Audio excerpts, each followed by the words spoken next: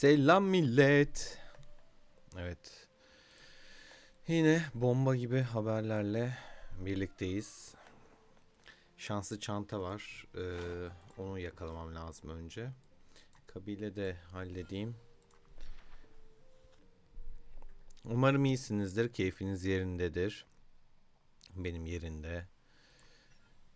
Hemen şuradan bir kabile ayarlayayım. 20 tane değil de. Yani 20 tane kessin ya da. Şanslı çanta yakalayalım. Bakalım çekerken nasıl gelecek bu arada.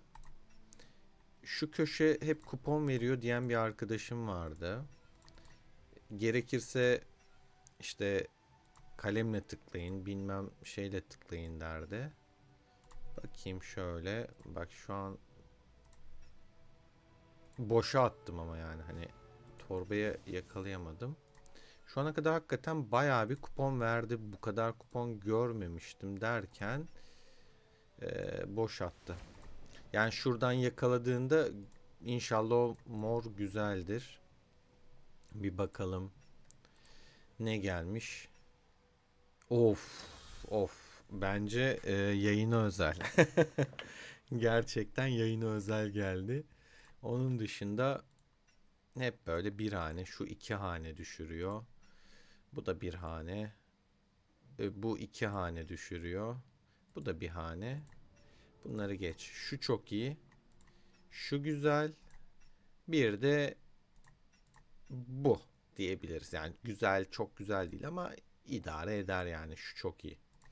Şu çok iyi gerçekten. Ne alemdeyiz? Şöyle bir bakayım. Neler var burada? Abi mükemmel değil mi ya? Onda biri. Evet. Şuradan şunu çat diye çektik. Balonumuzu da patlattık. Bir de bu güzeldi.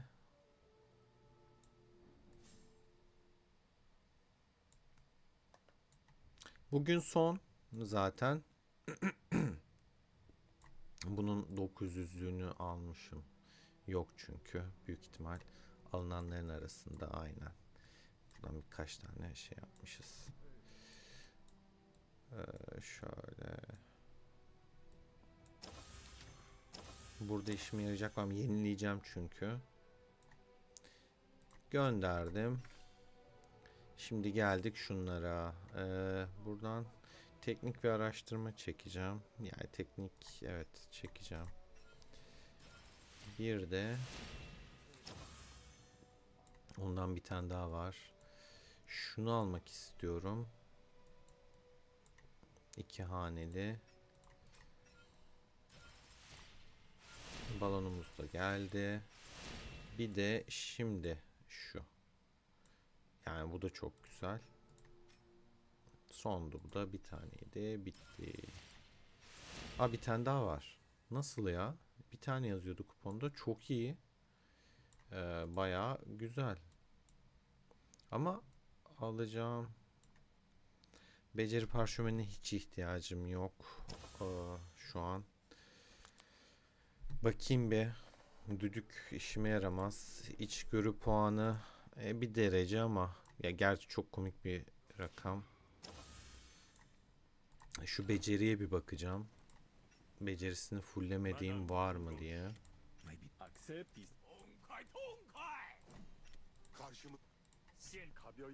Geç baba bunları geç. Kullandıklarıma bakayım. Tam ses kompumuzda full. Dördüncü kol şey için. Hmm, arena için. Kaç tane 676 tane parşömen var zaten.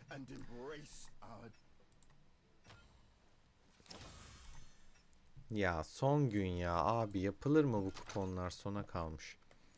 Yenilemede yapamıyoruz. Alacağım.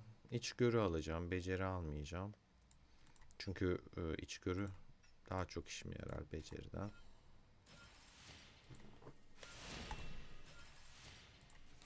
Tertemiz. Şu an çok verimli kullandım. Hep bir altını düşürme var.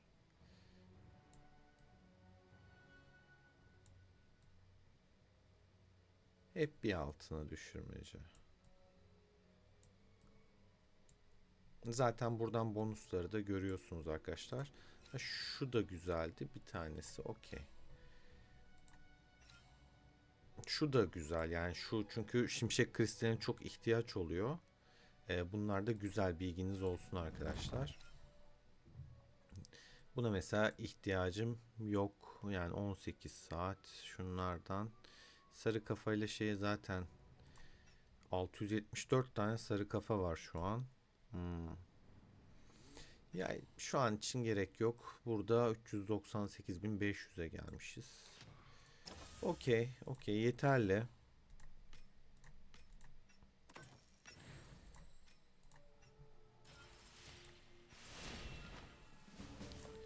Evet arkadaşlar, şimdi yeni haftadayız. Güncellemeler geldi. Herkes durumları merak ediyor. Ne olacak? Göç ne olacak? Şu ne olacak? Bu ne olacak? Bu arada komp konusunda da testlerimi yaptım. Komplar konusunda çok soruyordunuz. Gerçekten video falan çekemedim ama çekmeden müsait bir zaman. Çünkü video çekerken ekstra bir işte sessizlik, mikrofon vesaire ekstra bir zaman gerekiyor. O yüzden görsel olaraktan videoyu paylaşamayacağım ama yine sözlü olaraktan neyin neden olduğunu açıklayaraktan paylaşacağım. Ama bu video o video değil. Bu video güncelleme ile alakalı, göçle alakalı. Çok sorulan işte bu puanlar nasıl yapılıyor, hanedanlık vesaire bilmem ne falan derken genel bunlara girişeceğiz. Evet. Altın seferle zaten şey başlayacak. Bırak baba şimdi tinleri miniri. Bir gün 5 saat sonra altın sefer başlıyor arkadaşlar. Yani fil etkinliğiyle.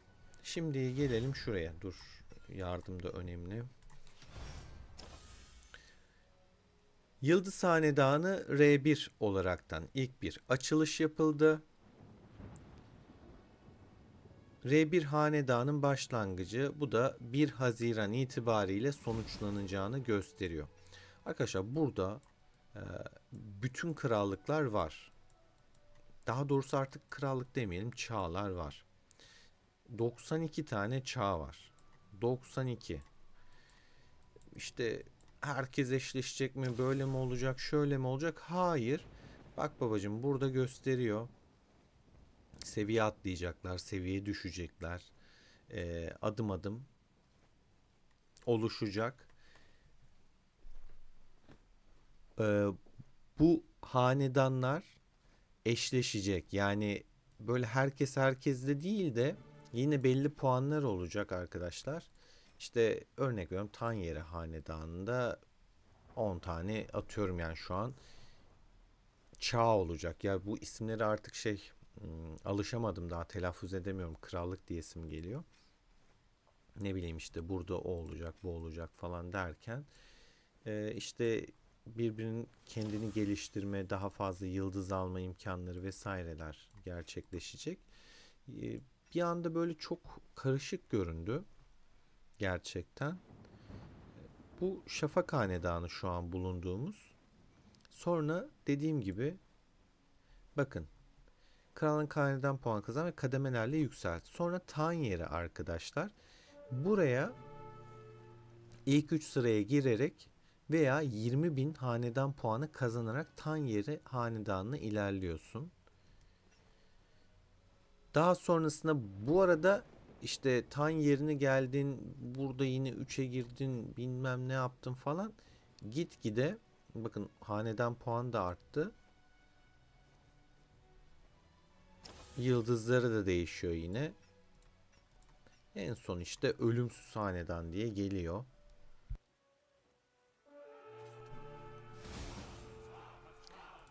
Hanedan puanları gerçekten öyle hani 60 bin 70 bin böyle pat pat çok kolay kasılan şu an için değil. Etkinliklerle ne kadar gelecek göreceğiz.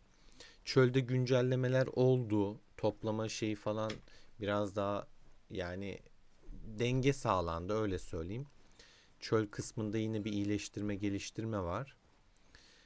Bu arada arkadaşlar bu hanedan katkıları diye para birimi diyeyim, sikkemiz diyeyim. Mükemmel bir mağaza. Neden? İleride açılınca bakın anahtar da alacaksınız. Meşale de alacaksınız. Teknik puan da alacaksınız. Hız. Yani böyle en çok işinize yarayacak şeyleri koymuşlar buraya. İşin gerçeği. Kaynak. 10 milyon kaynak hem de. Tabii orayı açmak nasıl bir şey olur bilemiyorum ama bakacağız. Buradan mesela 86 bin puanım var. İstersen buradan 20 milyon kaynak çekebiliyorum ve 2000 puancık, yani hani öyle korkunç bir puan da değil. Ayrıyetten Fetih mağazası var. Burada da mükemmel, yani gerçekten çok çok iyi. Ben şu an çok harcamıyorum arkadaşlar. Çünkü şu ikisini almışım mesela. Bir de şuradan bir tane sarı kafa çekmiştim test amaçlı. Bu mesela 5000, bayağı iyi bir puan. Yani şunlara bakınca ya 20 milyon kaynak 2000 ise bir kafa 5000 aşırı saçma bu arada. Onu net söyleyeyim. Gerçekten 20 milyon kaynak nereye? Krakenler, balinalar beni anlar. Hani oyun başında kaynak size çok önemli gelmeyebilir ama oyun için en önemli şey kaynak arkadaşlar. O asker bitmez, basarsın ama onun için yine kaynağa ihtiyaç duyarsın. Hızın, krakenlerin bitmez ama kaynak arkadaşlar öyle çatır çatır alabileceğiniz, kolay temin edilen şeyler değil. Haritada hani böyle bedava toplama gibi görünse de T8'ler falan ciddi kaynak yiyen asker birimleri. Revir iyileştirmeleri falan öyle kolay olmuyor.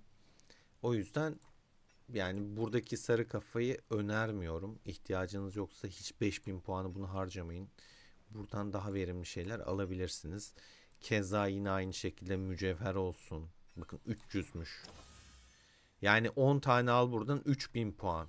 Bu inanılmaz pahalı.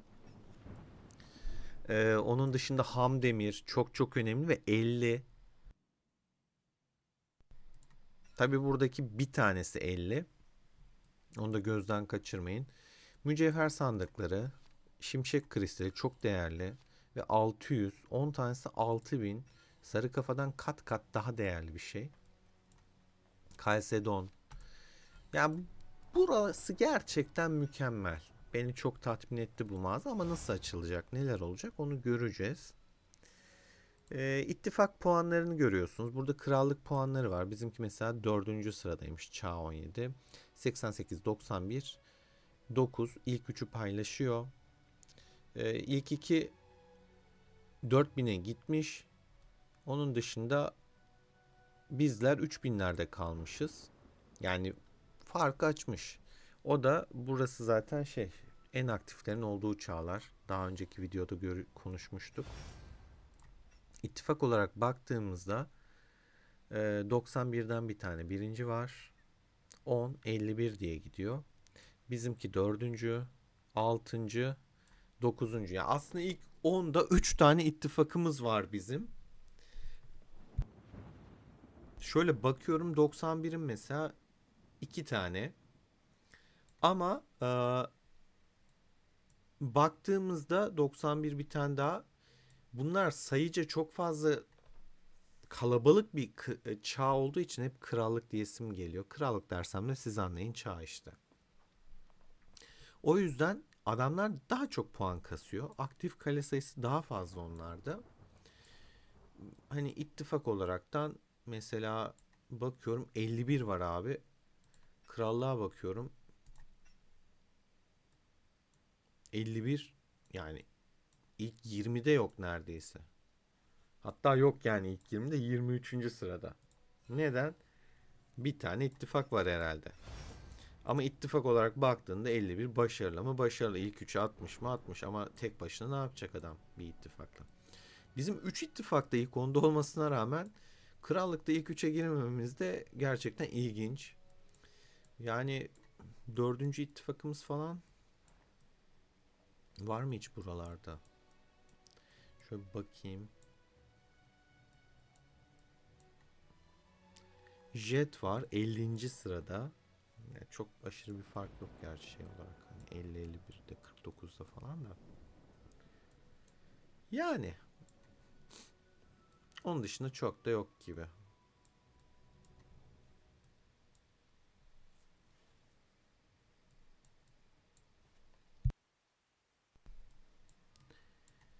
Valla ilk yüzde F ittifakı var mı onu merak ettim. Geçmişte olabilirim arkadaşlar bu arada.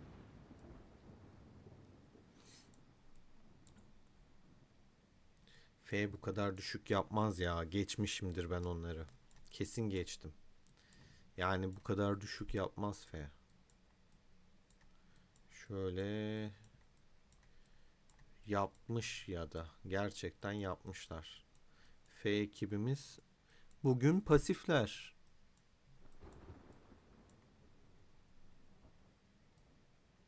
Allah Allah ya bayağı da çıkmadılar yani. Şaşırttılar beni şu an. Neyse F'yi göremedim. 150'ye kadar gideceğim. Yoksa da yok. Vallahi yoklar. Şaşırtıcı. Kişisel puanlar zaten görüyorsunuz bayağı uçmuşlar. Ben sıralamadan düşmüşüm.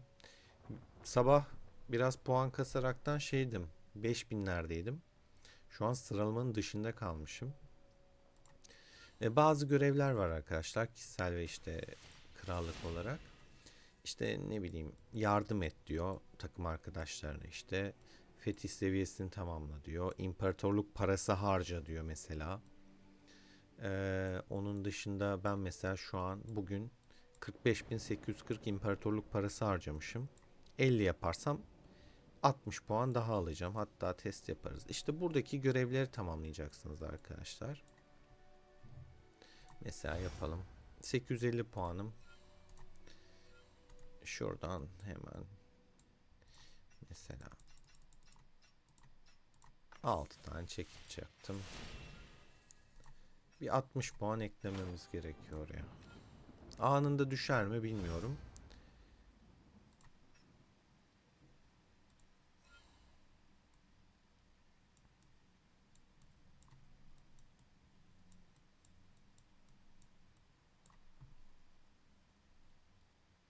2000 daha. Ben mi yanlış hesapladım ya? İşten yorgun geldim tabi. Ama vakit kaybetmeden de çekmek istedim. Al sana 2500. Gördüğünüz gibi puanım arttı. Buradaki görevleri yaparak puanınızı arttırıyorsunuz arkadaşlar. Görevler önemli. Sizin çünkü krallığınıza destek olup daha doğrusu çağınıza sıralamasını belirlemede önemli bir rol oynuyorsunuz. Zaten etkinlikler başlayınca işte şafaktır, harikadır, çöldür, KVK'dır, fildir. Buradan daha da çok puanlar ve hanedan katkısı almaya devam edeceksiniz. Yardım neden önemli dedim. Gördüğünüz gibi arkadaşlar. Yardım da aynı şekilde puan kastırıyor. Bakın hızlandırıcı, araştırma vesaire kullan diyor. Buradan da bunu al diyor. Krakenlerin bu kadar çok puan kasmasının en büyük sebebi imparatorluk parası harcamaları. O yüzden bu kadar rahat puan kasabiliyorlar.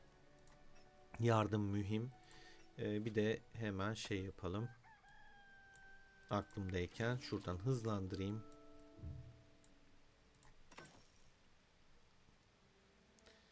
Hatta 4'te şuradan kullanacağım.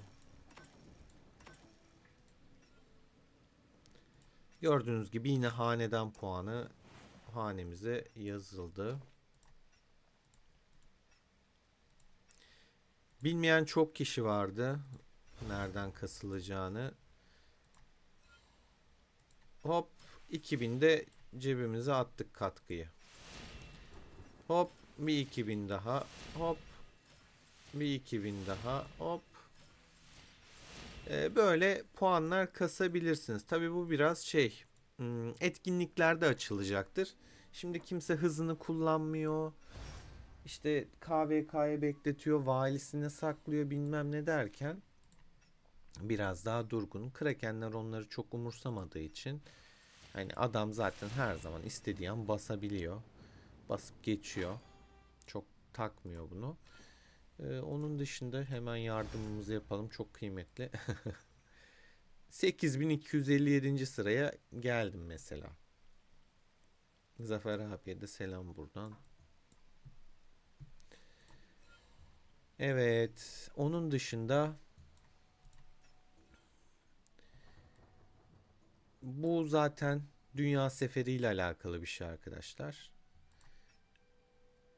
Etkinlikler başlıyor. Sonra bizdeki durumu da paylaşayım. Çok merak ediliyor çünkü. Yerlerimizi aldık. Bizim ekip burada. Jet Van burada. Van bütün araziyi böyle kapatmış. Saray şu an bizde. PHX ekibimiz de burada.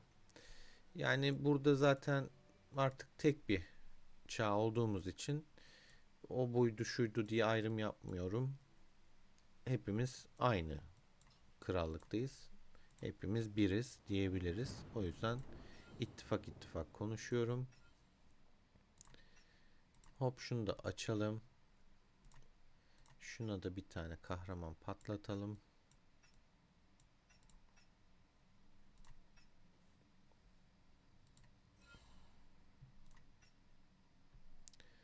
Unutulmuş ya Sultan Feryat bilmem ne.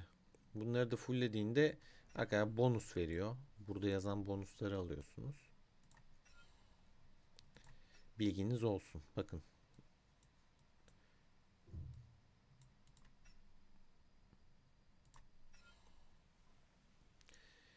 Ee, şöyle göstereyim durumumuzda. Lonca diyorum ya metinden şey kaldı. İttifak sıralamalarını falan göstereyim. Spare bu arada bayağı yardırmış. Yani bu da 600'e yaklaşmış. O kadar mıydı hatırlamıyorum da. 400'e gelmiş burası da. Abi ilk 11 kişi 300 milyon üstünde. Yani 11 tane kale 300 milyon üstünde. Gerçekten biraz korkutucu.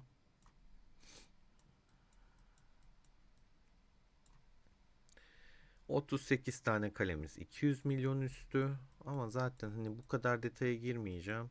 Ya şöyle düşünün, ben 157-156 milyon güçteyim. 94. sıradayım. Yani 200 tane kale falan herhalde 100 milyon üstünde.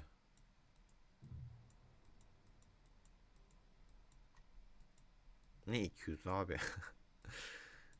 300 tane kale. Bu nedir ya? Baba burası neresi ya? 300 tane. 300'den de fazla. Liste burada bitti arkadaşlar. Yani 300. kale şu an bu krallık çağda 104 milyon güçte. 104'te ilk 300'e giriyorsun.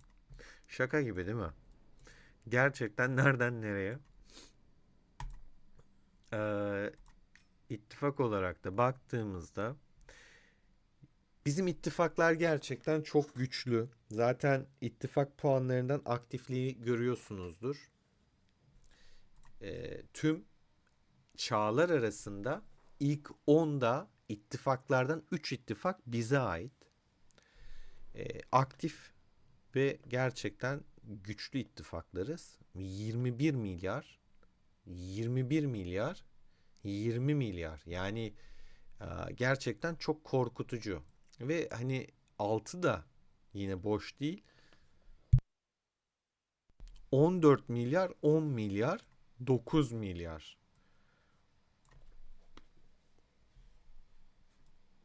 Yani gerçekten e, bayağı sağlam ittifaklar ama şunu düşünüyorum şu an. İşte o 91, 88. Ulan biz bu kadar, mesela burada 165, hatta şöyle hemen toplayacağım hepsini. 170, 169, 168, 4 ittifakı sayayım sadece.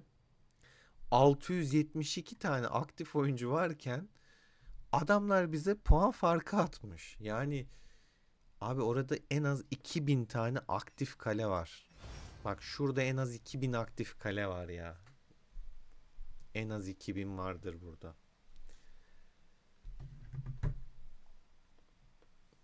Bu ikisi tehlikeli. Zaten ittifak olarak birincilik de onlarda. Yani acayip aktifler. Çok, buradan da belli ediyorlar. 227 bin. Yani yine farkı açmış. İkinci ile arasındakini.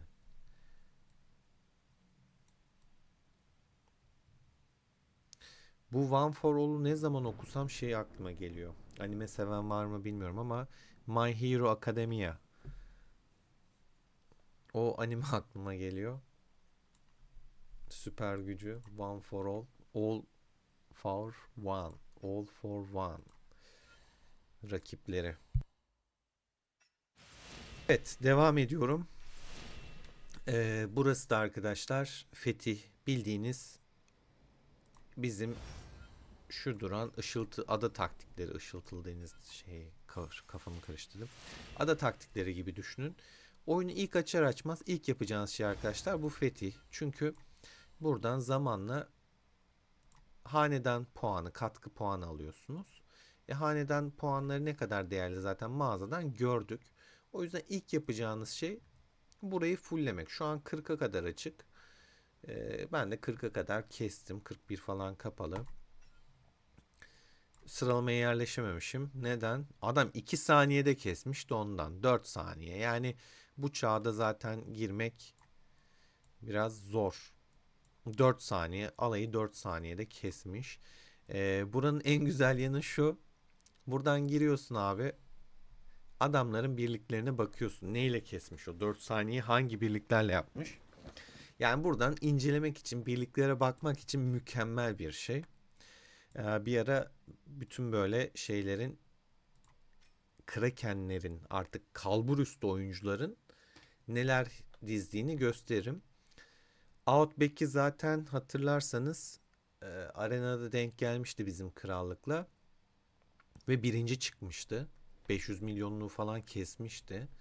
Burada da yine gücünü göstermiş. 4 saniyede indirmiş. Ama bu arkadaş yani 2 saniye ne yaptın be vicdansız? Ne yaptın? Yani 2 saniye ne ya? Göz açıp kapayıncaya kadar indirmiş. Şaşırtıcı bir şey.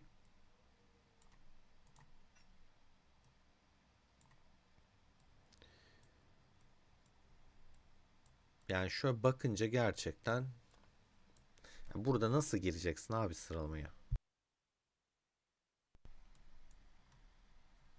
Şuraya bak, 4 saniyenin şu an kaça geldik? 38, 40.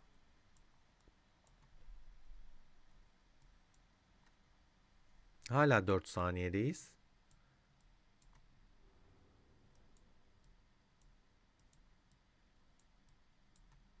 5 saniye var. Nerede var? Şu 71'e kadar abi 4 saniyede kesmişler ya. Bu birlik güçlerini gayet güzel ortaya koyuyor. Bunun en büyük etkeni ne abi? Bu adam ani hasar çıktılı bir komp yapmış. Lubu var zaten, Ramses var. Hasar çıktısı çok fazla.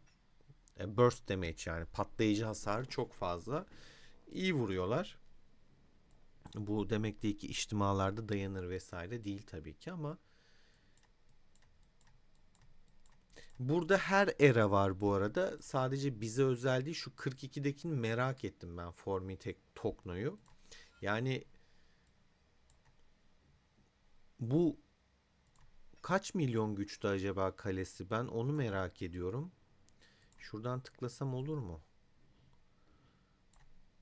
42'den bir arkadaş varsa şu arkadaşın gücünü merak ettim. Ya adam şu an bütün çağlarda birinci bu adam. Sonra bizden geliyor. Outback 31'de. Gördüğünüz gibi zaten burada yazıyor. Yani korkunç bir şey ya. İlk ben şey olaraktan düşündüm. Bizim era diyecektim, era. Ama sonra şuraya da bakınca karışık. Çünkü bunlar da yok bizde. Olsa mutlaka bakmak isterim. Şaşırdım şu 2 saniyeye. Gerçekten şaşırdım.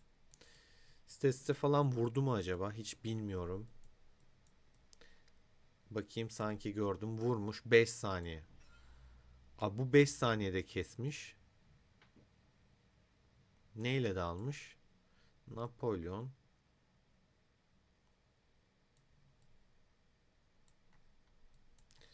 Yani görüyorsunuz. Scalp'tan niye 2 tane var? Hızlı kaydırınca bazen şey de oluyor ama bilemedim. 2 tane var. Heh, gitti. Bazen şu hızlı kaydırınca bug'a giriyor arkadaşlar. Şu arkadaşı Eras'ında olan gücünü yorumlara yazsın. Çok merak ettim. Hatta şöyle ilk 2'yi yazarsa sevinirim. Burada da 3 saniye geldi 46'dan. Wolf. Sonra bizden geliyor da şu şeyi merak ediyorum. Zaten hepsi 4 saniye. Biz denmez ona. Evet, geçiyorum diğer güncellememize. Video çok uzayacak yoksa. Konuşmuştuk zaten arkadaşlar. Teknik puan geldi. Teknik puanlara da baktığımda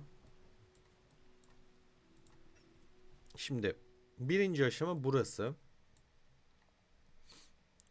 Mesela en basit şeyi şuradan eğitim sahasını baz alacağım. İkinciyi tabii siz görmediniz. Ben şu an baktığım için direkt onu baz alacaktım. 6. seviyede %2 veriyor. 525 teknik puan istiyor. Bu ne istiyor abi? %1 veriyor. 800 istiyor. Ya, tabii ki hangisi daha mantıklı? Bu taraf daha mantıklı duruyor. Ama şöyle bir bakalım altında neler var. Yani hani tamam, bu daha düşük veriyor ve daha pahalı ama ne veriyor? Altında ne var bunun? Görev alım kampı var. Ne bu abi? Birlik kapasitesi. Birlik kapasitesi sevilen bir şey. İşe de yarıyor. Sur sağlamlığı cacık. Herkes herkese gayet patlatıyor. Toplam hızını falan mecbur şuna geçmek için yapacaksın. Görev alım kampına okey geldik. Güç salonu ne yapıyor? Bir arttırıyor kudreti. Bizim güç salonu ne yapıyor? Benim full gerçi de. Yani 5 mi ne arttırıyordu? Öyle bir şey. O yüzden çok fark var. Evet, bunun gibi 5'te. Zaten 10'da 50, 5. Onu söyleyeyim. Bu ne yapıyor? Kılıç saldırısı. Mızrak alan savaşı, cephanelik, kılıç savaş alanı.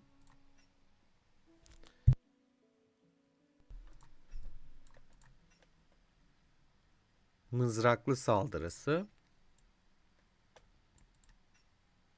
Tüm birim türlerinin saldırısı. Şimdi bakıyorum.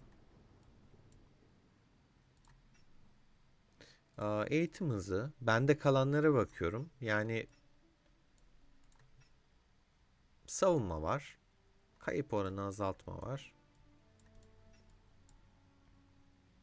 Yine zırh var ve strateji var. Zaten benim komutanlarım ağırlıklı kudret, bir tek Ramses'im strateji. O yüzden stratejiyi çok şey yapmıyorum. Benim için mantıklı olan mesela buradan ilerlemek olabilir. Ama genel olaraktan sizler için benim 7000 tane şeyim var şu an. Teknik puanım var. Açık değilse buralara gitmeniz daha mantıklı olacaktır. Çünkü buradan verdiği direkt kahramana kudret veriyor. Arttırıyor. Ama diğer alanda çok düşük şeyler, bir bir, yani hani komik. Burası daha çok böyle gerçekten para harcayacakları, krakenler işte biraz daha zaman geçirsin, eğlensin diye detaya inilmiş arkadaşlar. Bildiğiniz üniversitedeki araştırma gibi işte mızraklı hasar artışı, savunması, bilmem nesi falan, canı, onu bunu koymuşlar. Yani bölmüşler, daha detaylandırmışlar. Krakenler takılacaktır burada. Buraya geçmek ilk aşamada normal oyuncu için hiç mantıklı değil. Hiç yani bulaşmayın. Burası zaten açılması için bu ikinci aşamanın kalenizin minimum 35 seviye olması lazım. 35 seviye değilse açılmıyor. Yani yok 35 seviye değilseniz. 35'seniz var. Bilginiz olsun. Onun dışında yardımımızı yapalım. Aklıma gelen başka şöyle bir bakayım. Buraya baktık. Oraya baktık. Etkinlikler bitiyor arkadaşlar. Okçuluk atmam lazım daha. 100 tane okum var anasını satayım. Ee, Buraları umarım yapmışsınızdır. Boşaltmışsınızdır. Şu takaslarınızı vesaire. Bak benim şeyim kalmış. Şuradan kaynakları da çektik. Bunu da çekeyim.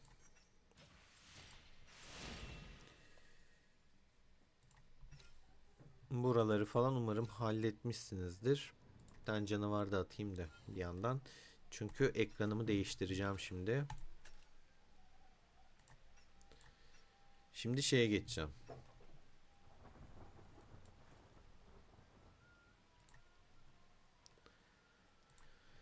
Evet. Göç konusuna. Abi video çok uzuyor. Birazcık vaktinizi alacağım. Kısaca özet geçeceğim. Hemen açayım.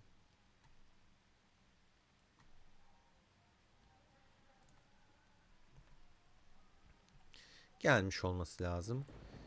Paylaştılar arkadaşlar. Yeni sezon işte migration'ımız.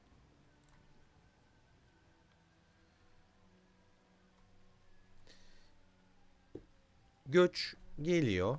Zaten bunun için envanterlerinize yine göç için gerekli olan kitap konuldu. Kota çok düşük kotalar. Burada onun görselini telefonumdan indirmedim. İşin gerçeği unuttum bak onun görselini indirmedim. Ama şöyle söyleyeyim sözlü olarak paylaşayım. Ee, Birkaç kategoriye ayırıyorlar göç edecekleri.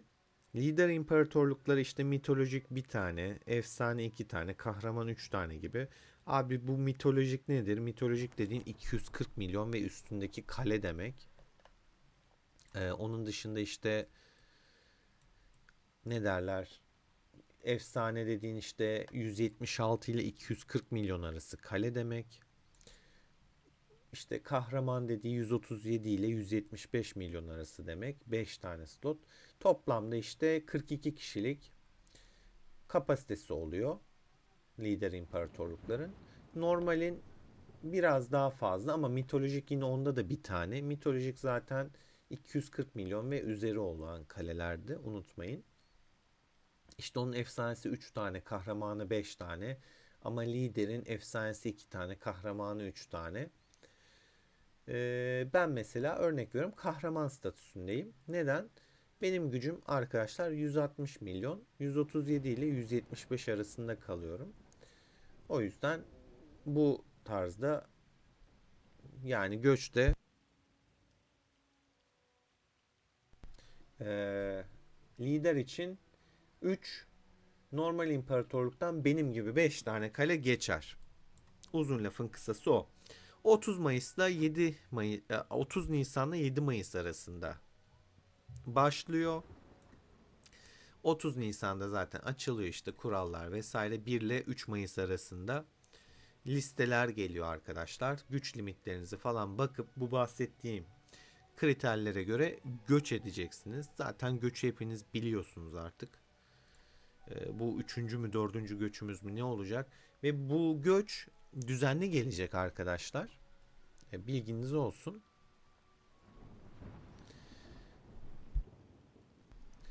Yine imparatorluk yöneticisi düzenleyecek göç başvurularını inceleyecek.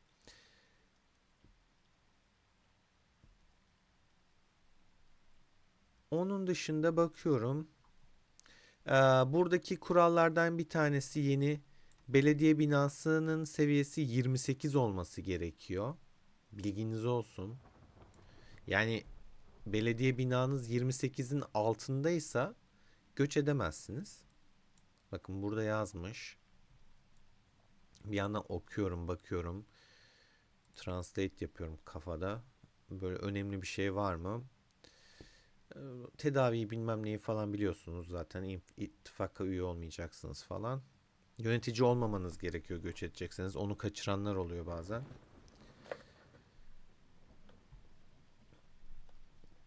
Onun dışında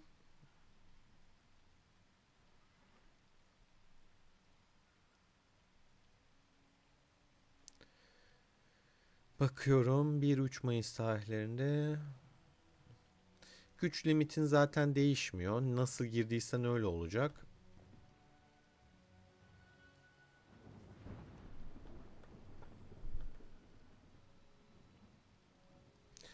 Göçte bir de şunu unutmayın arkadaşlar. Herkes gözden kaçırıyor.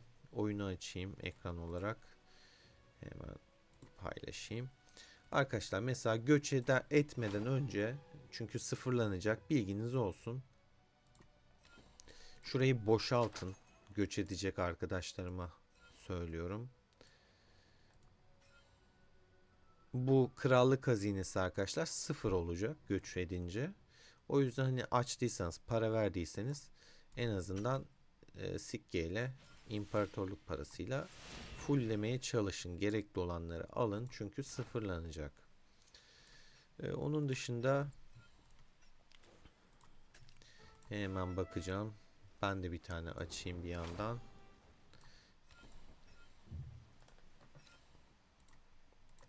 Zaten bitiriyorum. Göçümüzden bahsettik. Esas 1 ile 3 Mayıs arası olacak. Onun dışında bakıyorum.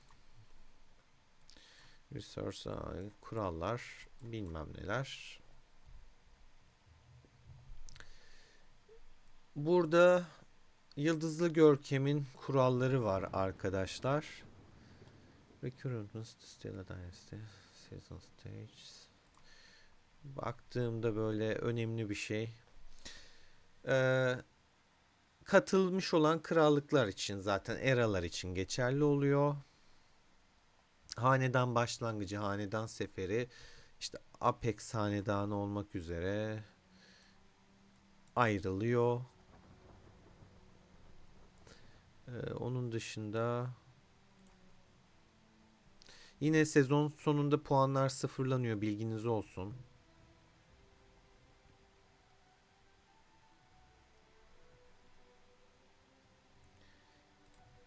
Burada 7 seviye var diyor. Saymadım ben. Hani baktık birlikte videonun başında ama 7 tane mi bilmiyorum. İşin gerçeği saymadım.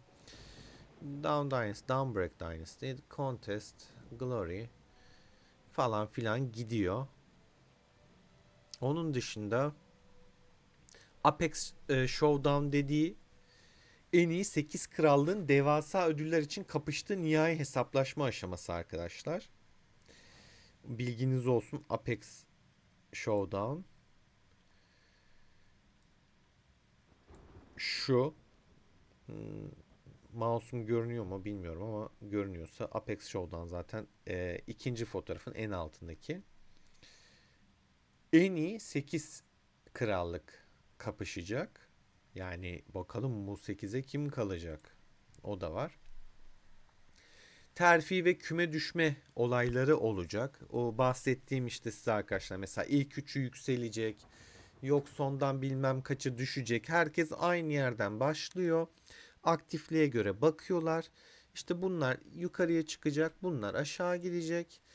Bilmem ne derken falan böyle düzen oluşacak yavaş yavaş. Her şey bir anda olmuyor ama düzen oluşacak. Onun dışında ödüllere zaten baktık. Takas etmeye baktık. Tabii ki bununla beraber kapanan mağazalar var arkadaşlar. Hani gördünüz, buna çevirebiliyorsunuz. Eskiden çok eski oyuncular bilir. Bilet vardı. Kupon, pardon. Kuponu doruk parasına çevirirdik. Pardon, kuponu parayı çevirirdik. Şimdi doruk parası sonradan çıktı mesela. Burada da mağazalar var. Kapanan mağazalardan, Closed Doors Savaş'tan bahsediyor işte. Harikadır bilmem nedir ama zaten takasını koymuş oraya. Orada olan bakiyeni çevirip alabiliyorsun. Bu şekilde. Onun dışında oynanıştan bahsediyor. Ödüllerden bahsediyor. Tabii ki bunlar neyi getiriyor? Bir de espri olaraktan. Peter'sa yat. Sevgili Peter. Age of videolarından seni tanıdık gördük. Güzel yenilikleri böyle arka arkaya getiriyorsun. Evet anladık. Paraya ihtiyaç var. Krakenleri çarparken orta kesimi de birazcık uzaklaştırıyorsun. Heyecanlı mıyız? Heyecanlıyız. Devam ediyor muyuz? Ediyoruz. Kopan oldu mu? Oldu. Bırakan oldu mu? Oldu. Şöyle bir kale teması istiyorsanız arkadaşlar Peter'la iletişime geçebilirsiniz. All unit types attack %3'ü de basıyor burada. Tüm birim türlerin sağ. Bunu da böyle diyeyim. Peter'ın yatıyla noktalayalım. Beni dinlediğiniz için teşekkür ediyorum arkadaşlar. Buraya kadar izlediyseniz kanala abone olup beğenmeyi unutmayın. Destekleriniz kıymetli. Seviliyorsunuz. Hoşça kalın.